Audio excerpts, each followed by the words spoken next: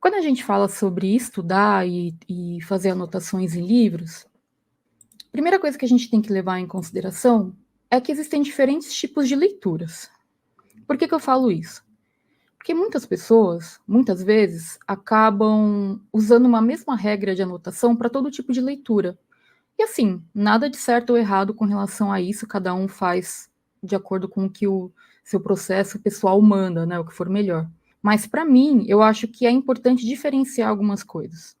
Então, por exemplo, um tipo de leitura que eu faço é o tipo de leitura quando eu quero simplesmente me distrair, fazer uma leitura leve antes de dormir ou de noite. Então, são leituras que eu não estou necessariamente aprendendo algo, eu não estou lendo aquele livro com uma pergunta em mente, com um objetivo em mente, a não ser simplesmente me distrair, conhecer, ler uma boa história. Então, são os livros de literatura, são livros de talvez curiosidades, ou então livros de budismo, alguns livros assim que eu leio que são leituras mais leves, né? Então, são livros que a gente lê pelo puro entretenimento.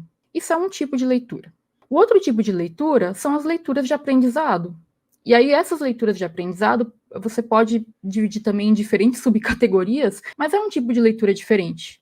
É quando você lê, por exemplo, um artigo científico, é quando você lê um livro para aprender sobre alguma coisa ou para se aprofundar num tema. É quando você lê uma revista, uma reportagem que está falando um tema ali que interessa para a sua vida de alguma maneira. Né? Então, assim, é uma leitura de aprendizado, de reter conhecimento.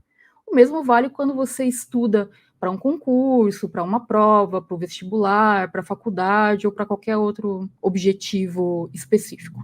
Então, primeira coisa é saber diferenciar esses dois tipos de leituras.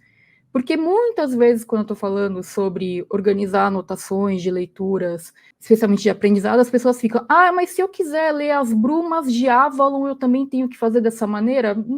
Não, entendeu? É outra pegada. São só algumas boas práticas aqui para a gente começar. Então, a gente começa falando justamente sobre isso, tipos de leituras.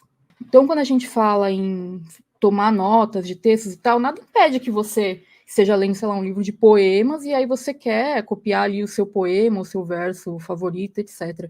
Mas é diferente. O que eu percebo que as pessoas têm mais dificuldade é lidar com as anotações daquelas leituras que demandam, né, reter conhecimento, etc. Ninguém está com dificuldade de lidar com leituras de entretenimento, mas é mais assim, tipo, como que eu consigo ler algo e aprender de fato,